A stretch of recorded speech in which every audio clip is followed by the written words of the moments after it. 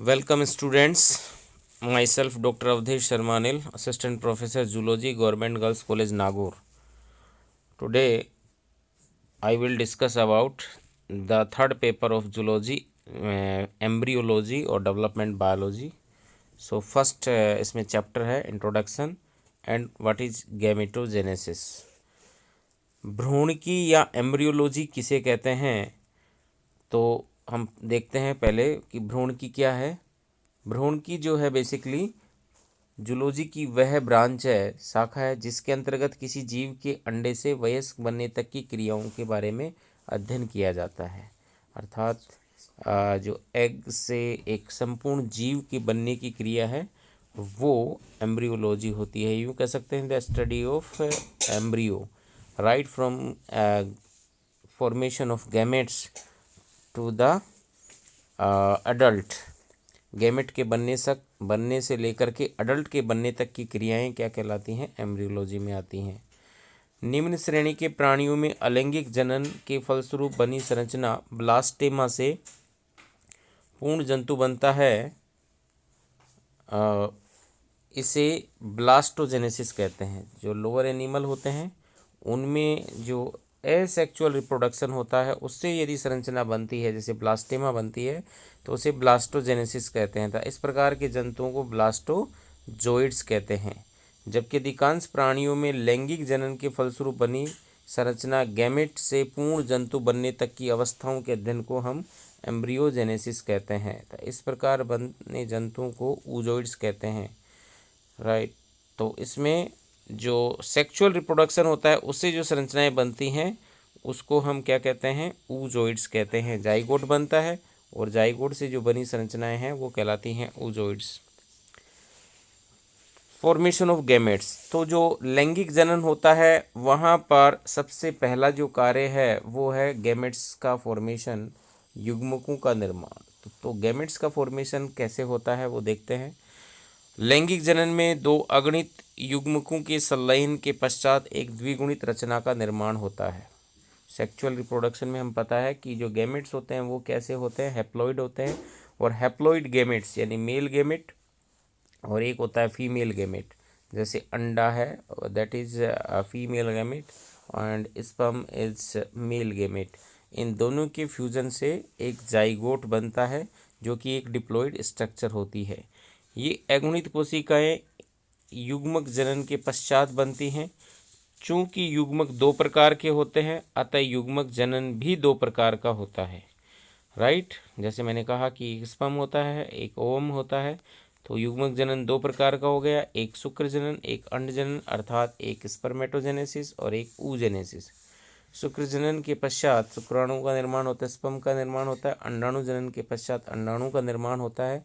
और दोनों जो होते हैं, दोनों जो गैमेट हैं वो प्रीमोर्डियल जर्म सेल से बनते हैं। ये इंपॉर्टेंट है। टेस्टिस की प्रीमोर्डियल जर्म सेल से स्पर्म और जो ओवरी की प्रीमोर्डियल जर्म सेल्स होती हैं उनसे ओवम का निर्माण होता है। इन कोशिकाओं का बाह्य जननों में निर्माण होता है। मनुष्य में प्रीमोर्डियल जर्म सेल्स का निर्माण भ्रूण की प्रारंभिक अवस्थाओं में बाह्य भ्रूणीय मीजोडर्म से हो जाता है, राइट। तो मीजोड्रम जो होती है एक्सटर्नल मीजोड्रम, उसी से ही यहाँ पे भ्रूण की प्रारंभिक अवस्था में शुरू हो जाता है। आदि जनन कोशिकाएं सेपरेट हो जाती है। इसलिए हम कहते हैं कि सोमेटिक सेल्स या सोमेटोप्लाज्म और जर्म प्लाज्म है वो हमेशा मनुष्य में अलग अलग होता है, राइट। इसके पश्चात ये पीतक कोश के एंडोड्रम की ओर अभिगमन करते हैं। अंत में विकसित भ्रूण के जनन में पहुंच जाते हैं जहां परिवर्धन होता है। तो जो मनुष्य में जो आदि जनन कोशिकाएं हैं, प्रीमोर्डियल जर्म सेल्स का निर्माण है वो भ्रूण की प्रारंभिक अवस्थाओं में जो भ्रूण का मीजोड्रम है उससे सेल्स अलग हो जाती हैं। इसके पास ये योग सेक है, उस योग सेक की जो एंडोड्रम की ओर माइग्रेट करते हैं और फिर जो भ्रूण विकसित हो रहा है उसके गोनेड्स में वहाँ पहुँच जाते हैं ये सेल्स। और यहाँ से फिर इन सेल से जो जर्म गैमेट्स हैं उनका निर्माण होता है। जैसे टेस्टिस है, टेस्टिस में भी ये प्रीमोर्डियल जर्म सेल्स जिनको आदि जनन कोशिकाएं कहते हैं उनका निर्माण है करती हैं। आप स्मरण करें कि शुक्र जनन नलिका में होता है जो वृषण में पाई जाती है।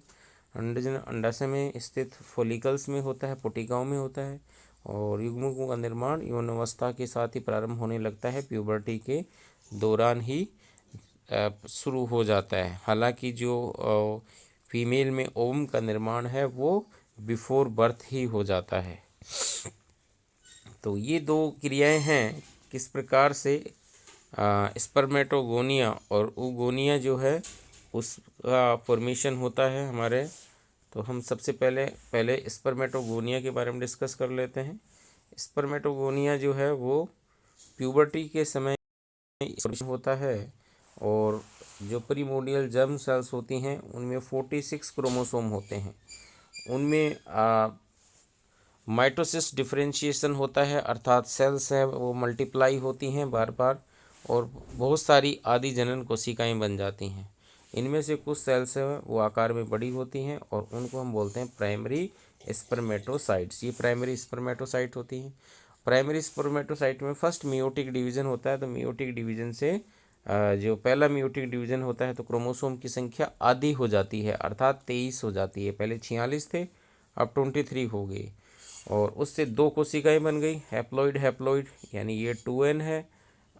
तो ये जो बनेंगी ये n बनेंगी, दोनों को देना, राइट। तो ये हैप्लॉइड सेल्स का निर्माण हो जाता है। इसके बाद में इसमें सेकंड मियोटिक डिवीजन होता है। तो सेकंड मियोटिक डिवीजन में दोबारा से 4 है वो हैप्लॉइड सेल्स का निर्माण हो जाता है जिन्हें स्पर्मेटिड कहते हैं। और स्पर्मेटिड जो होता है वो गोल होती हैं और उनमें डिफरेंशिएशन होता है, उससे फिर स्पर्म का निर्माण होता है जो कि स्पर्मेटोजोआ भी कहलाता है। इसी प्रकार की जो है यदि हम फीमेल में देखें कि जो oogonia है उसकी बात करें तो उसमें oogonia में क्या होगा, oogonia में माइटोसिस डिफरेंशिएशन होगा और ये जो oogonia बनती हैं यानी प्राइमरी प्रीमोडियल जर्म सेल्स हैं वो फीटल लाइफ में ही बन जाती है, यानी बिफोर बर्थ है जो फीमेल एम्ब्रियो है उसके अंदर ही प्राइमरी oocytes का निर्माण हो जाता है और उसके बाद में वो प्राइमरी oocyte का जो वृद्धि है, ग्रोथ है, वो रुक जाता है। फिर जब बर्थ होता है, चाइल्डहुड होती है, उस दौरान ये है मियोटिक डिवीजन है वो क्या होता है, कंप्लीट होता है ओवुलेशन से पहले। और ये किस में कन्वर्ट होता है, सेकेंडरी oocyte में कन्वर्ट होता है, यानी यहाँ पे ये स्टॉप हो जाता है, राइट। ये हमें ध्यान रखना है। फीटल लाइफ के दौरान प्राइमरी oocyte बन जाती हैं और बेबी का जन्म हो जाता है, उसकी प्यूबर्टी एज में जाकर के सेकेंडरी oocyte का ओवुलेशन होता है। फर्स्ट पोलर बॉडी बनती है, उसके बाद में एक ओवम का निर्माण होता है, सेकंड पोलर बॉडी बनती है और ये जो ओवम होता है ये हैप्लॉइड होता है। ऐसा हमें oogenesis में देखने को मिलता है। तो ये दोनों जो घटनाएं हैं जिनको हम स्पर्मेटोजेनेसिस और oogenesis कहते हैं ये मिलके कहलाती हैं गैमेटोजेनेसिस, या हिंदी में इसे कहते हैं युग्मक जनन। अर्थात दोनों युग्मकों के बनने की जो क्रिया है, राइट, उसको हम गैमेटोजेनेसिस कहते हैं। जैसे टेस्टिस में स्पर्म के बनने एवं परिपक्वन को स्पर्मेटोजेनेसिस कहते हैं, शुक्राणु में के बनने एवं परिपक्वन की जो क्रिया है उसको शुक्रजनन कहते हैं, और अंडाशय में अंडे के निर्माण की प्रक्रिया को हम अंडजनन कहते हैं, oogenesis कहते हैं। यहाँ पे जो गैमेटोजेनेसिस है इसको हमारे पिट्यूटरी ग्लैंड का एक हार्मोन है जिसको हम कहते हैं FSH, वो हमेशा प्रेरित करता है। FSH का नाम है फॉलिकल स्टिमुलेटिंग हार्मोन। तो ये जो फॉलिकल स्टिमुलेटिंग हार्मोन है ये इस क्रिया को क्या करता है, प्रेरित करता है। विटामिन ई जो है उसकी यदि कमी हो जाती है तो स्टेरिलिटी पैदा होती है, बंध्यता पैदा होती है। और विटामिन ए स्वस्थ युग्मों के निर्माण हेतु आवश्यक होता है। विटामिन ए की कमी से युग्मक कमज़ोर व कम क्रियाशील बनते हैं। तो हम देखते हैं वापस जो किस प्रकार 1 बाई 1 करके स्पर्मेटोजेनेसिस कैसे होता है। तो जैसे मैंने कहा कि स्पर्मेटोजेनेसिस की जो क्रिया है वो कहाँ संपन्न होती है, वो टेस्टिस में संपन्न होती है। और इसका एक एक्सेप्शन है वो है अर्थवर्म या सेमिनल वेसिकल। अर्थवर्म जो होता है, जो केंचुआ होता है, उसमें स्पर्मेटोजेनेसिस की क्रिया सेमिनल वेसिकल में होती है। जिसको हम हिंदी में शुक्राशय कहते हैं, जबकि मेमल्स में ये टेस्टिस में होती है। मेमेलियन टेस्टिस में सेमिनिफेरस ट्यूबुल्स पाई जाती हैं। इनको हिंदी में कहते हैं रेता नलिकाएं, या इंग्लिश में कहते हैं सेमिनिफेरस ट्यूबुल्स। सेमिनिफेरस ट्यूबुल्स पाई जाती है। इनकी भित्ति जर्मिनल एपिथीलियम की बनी होती है। एपिथीलियम में कुछ विशेष प्रकार की सेल पाई जाती हैं जिन्हें प्रीमोर्डियल जर्म सेल्स कहा जाता है। प्राथमिक जनन कोशिका, यही प्रीमोर्डियल जर्म सेल्स शुक्र जनन को शुरू करती है। इन्हीं सेल में विभाजन होने से आगे चल के स्पर्म का निर्माण होता है। जर्मिनल एपिथेलियम में इन सेल्स के अलावा कुछ बड़े आकार की और सेल्स भी पाई जाती है जिन्हें सर्टोली सेल्स भी कहते हैं, और जिनको सस्टेंटिकुलर सेल भी कहा जाता है। सर्टोली सेल्स का पाया जाना मेमेलियन टेस्टिस का क्या है, अद्वितीय लक्षण है। सर्टोली सेल्स क्या करती हैं? सर्टोली सेल्स परिवर्धनशील स्पर्म को पोषण प्रदान करती हैं, और जो परिवर्धनशील जो स्पर्म है सर्टोली सेल के कोशिका द्रव्य में डूबे रहते हैं। वह लगातार पोषण अवशोषित करते हैं। परिपक्व हो जाने के बाद में सर्टोली सेल से निकलकर सेमिनिफेरस ट्यूबुल्स में स्वतंत्र हो जाते हैं। तो ये जो सेमिनिफेरस ट्यूबुल्स होती हैं वो अर्धवर्ताकार नलिकाएं होती हैं, और उनकी जर्म्स लेयर में इस प्रकार के स्ट्रक्चर पाई जाती है। यदि मैं इसको हम देखें कि किस प्रकार से ये काम करती हैं, तो इसको हम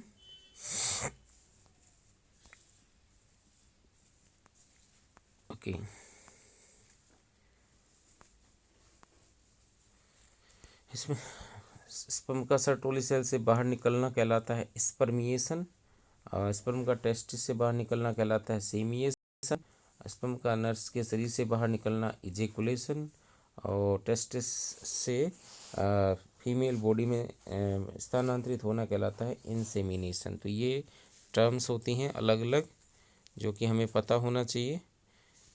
सर्टोली सेल्स प्राणों को सुरक्षा भी प्रदान करती है। सर्टोली सेल्स रक्त वर्षण अवरोधक का निर्माण करती है।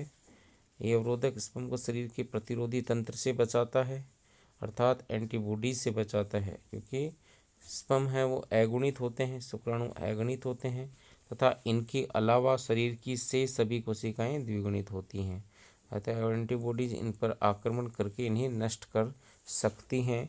इसलिए ये ब्लड जो है वो उसकी एंटीबॉडीज यहाँ सर्टोली सेल तक नहीं पहुँचती हैं। ठीक है, ये कह सकते हैं कि ब्लड टेस्टिस बैरियर का काम करती हैं। सर्टोली सेल अंतःस्रावी ग्रंथियों की तरह भी कार्य करती है, और ये विभिन्न प्रकार के हार्मोन्स का स्रावन करती हैं। कौन कौन से? पहला है एंटी मुलेरियन हार्मोन। ये हार्मोन नर भ्रूण में मादा जननांगों के अपगठन को प्रेरित करता है।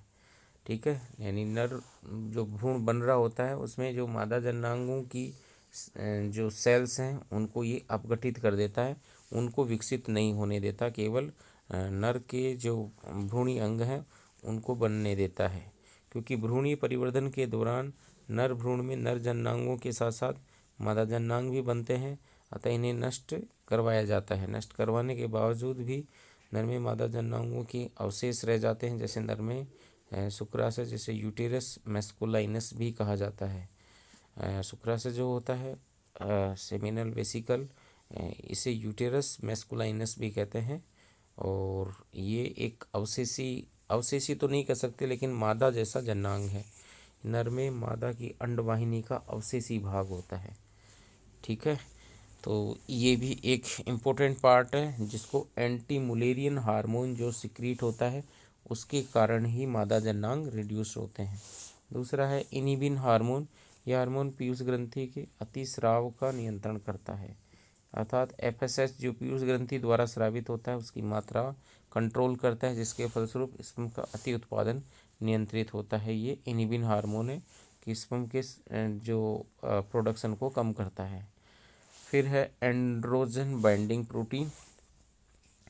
ये हार्मोन सेमिनिफेरस ट्यूबुल्स में टेस्टोस्टेरोन की सांद्रता को बनाए रखते हैं, क्योंकि सेमिनिफेरस ट्यूबुल्स में शुक्र जनन के लिए ये हार्मोन अति आवश्यक होता है। तो एंड्रोजन बाइंडिंग प्रोटीन कह दो, और या फिर इसको टेस्टोस्टेरोन कह दो। ये हार्मोन भी स्पर्म के द्वारा स्रावित होता है। स्पर्म लेडिंग सेल्स के द्वारा होता है।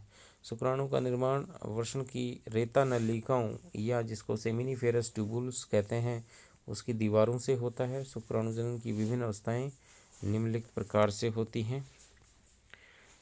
सबसे पहले शुक्राणु मात्र कोशिकाएं स्पर्मेटोगोनिया ए प्रकार या जनन कोशिकाएं समसूत्री विभाजन द्वारा ए प्रकार व बी प्रकार की शुक्राणु मात्र कोशिकाओं की वृद्धि करती हैं। इसके बाद में शुक्राणु मात्र कोशिकाएं जो होती हैं जिनका जो जेनेटिक कॉन्स्टिट्यूशन होता है वो 44 + XY होता है। 46 क्रोमोसोम होते हैं जिसमें 44 ऑटोसोम होते हैं और X और Y क्रोमोसोम या सेक्स क्रोमोसोम होते हैं। शुक्राणु मात्र कोशिकाएं स्पर्मेटोगोनिया बी प्रकार की भी होती हैं।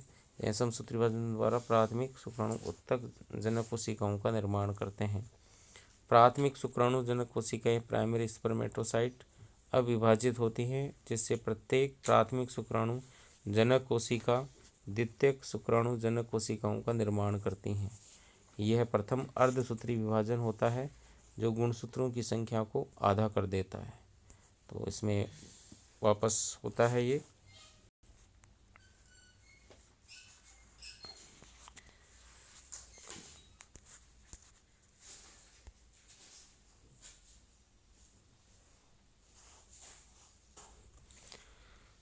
तो हम बात कर रहे थे कि शुक्राणु मात्र कोशिकाएं जो हैं वो बी प्रकार की वृद्धि करती हैं तथा या समसूत्री विभाजन द्वारा प्राथमिक शुक्राणुजनक कोशिकाओं का निर्माण करते हैं। प्राथमिक शुक्राणुजनक कोशिकाएं विभाजित होती हैं जिनका कॉन्स्टिट्यूएंट जिससे प्रत्येक प्राथमिक शुक्राणुजनक कोशिका द्वितीय शुक्राणुजनक कोशिकाओं का निर्माण करती है और ये प्रथम अर्धसूत्री विभाजन होता है जहाँ गुणसूत्रों की संख्या आधी हो जाती है। द्वितीयक शुक्राणुजनक कोशिका जिसको सेकेंडरी स्पर्मेटोसाइट कहते हैं वहाँ पे अलग अलग प्रकार के गुणसूत्र पाए जाते हैं, उसमें दोनों अलग अलग हो जाती हैं और दो स्पर्मेटिड्स का निर्माण करती हैं। द्वितीय अर्धसूत्री विभाजन होता है लेकिन इस समय गुणसूत्रों की संख्या क्या हो जाती है, आधी हो जाती है और प्रत्येक स्पर्मेटिड सने सने आकृति में बदलाव बताते हैं, स्पर्मेटोजन में बदल जाते हैं और इस अवस्था को स्पर्मियोजेनेसिस कहते हैं या स्पर्मेटोलियोसिस कहते हैं। एक शुक्र जनन होने में अर्थात स्पर्मेटोगोनिया से शुक्राणु के बनने में 74 दिन का समय लगता है और एक जो है नर में प्रतिदिन 10⁻12 से 10⁻13 तक शुक्राणु का निर्माण होता है। तो यदि हम देखें तो ये स्पर्मेटोगोनिया ए है, इसमें ये मल्टीप्लिकेशन फेज होती है। तो ये सेल्स है बार बार डिवाइड होके स्पर्मेटोगोनिया ए और स्पर्मेटोगोनिया टाइप बी का निर्माण करती हैं। तो इनमें से कोई जो बी स्पर्मेटोगोनिया होती हैं वो आकार में वृद्धि करती हैं, ए वाली जो स्पर्मेटोगोनिया है वो पोषण प्रदान करती हैं और ये फिर कहलाती है प्राइमरी स्पर्मेटोसाइट। इसमें वृद्धि होगी तो ये ग्रोथ फेज में आती है। ग्रोथ फेज में फिर इसमें मियोसिस होता है, फर्स्ट मियोटिक डिवीज़न होता है तो ये कहलाता है सेकंड क्या कहलाता है सेकेंडरी स्पर्मेटोसाइट। ये दो सेल बनती हैं, दोनों अलग अलग प्रकार की होती हैं। ये 22 + X होती है, 22 + Y होती है। इसमें सेकंड मियोटिक डिवीज़न होता है जो कि सेम प्रकार का ही होता है यानी माइटोसिस जैसा ही होता है। तो उससे फिर ये दो सेल बनती हैं और यहाँ भी दो सेल बनती है यानी 4 प्रकार की सेल बनती हैं जिनमें 2 में समान प्रकार के क्रोमोसोम हैं फिर 2 में भी समान प्रकार के क्रोमोसोम हैं। इन्हें स्पर्मेटिड कहते हैं और इनमें ट्रांसफॉर्मेशन होने से स्पर्म्स हैं उनका निर्माण होता है। तो ये प्रक्रिया है और इसके अंदर हम कह रहे हैं कि किस प्रकार से जो रेता नलिकाएँ होती हैं सेमिनिफेरस ट्यूबुल होती हैं वो पाई जाती हैं। तो इस प्रकार रेता नलिकाएँ पाई जाती हैं और उनके अंदर ये प्रीमोर्डियल जर्मिनल एपिथेलियल सेल्स होती हैं और उनके बीच बीच में इस प्रकार से जिनको सरटोली सेल कहते हैं वो पाई जाती हैं और उन सरटोली सेल के अंदर ही पोषण की प्रक्रिया होती है। वहाँ से जो स्पर्म बन के इस रेता नलिका के यहाँ बीच में पड़े रहते हैं और यहाँ से फिर वो टेस्टिस से निकल करके और शुक्रा से यानी स्पेनल सेमिनल वेसिकल की तरफ मूव करते हैं। दो रेता नलिकाएं होती हैं, दो सेमिनिफेरस ट्यूबुल्स के मध्य कुछ सेल्स होती हैं और जिनका नाम है लेडिंग सेल, और ये लेडिंग सेल जो होती हैं इनका कार्य है टेस्टोस्टेरोन का सिक्रीशन करना। तो ये था हमारा स्पर्मेटोजेनेसिस। स्पर्मेटोजेनेसिस में आज हम बात करते हैं केवल स्पर्मेटिड्स बनने की प्रक्रिया के बारे में। और फिर स्पर्मेटिड चूँकि गोल होते हैं, गमनशील नहीं होते हैं, और हैप्लॉइड तो सेल होती हैं लेकिन ये केवल राउंड होते हैं। इनमें मॉडिफिकेशन होने से अनेक प्रकार के मॉडिफिकेशन होने से लंबे एलोंगेटेड और गमनशील स्पर्म कैसे बनते हैं वो प्रक्रिया कहलाती है स्पर्मियोजेनेसिस। उसको हम नेक्स्ट वीडियो में डिस्कस करते हैं। तब तक के लिए थैंक यू वेरी मच।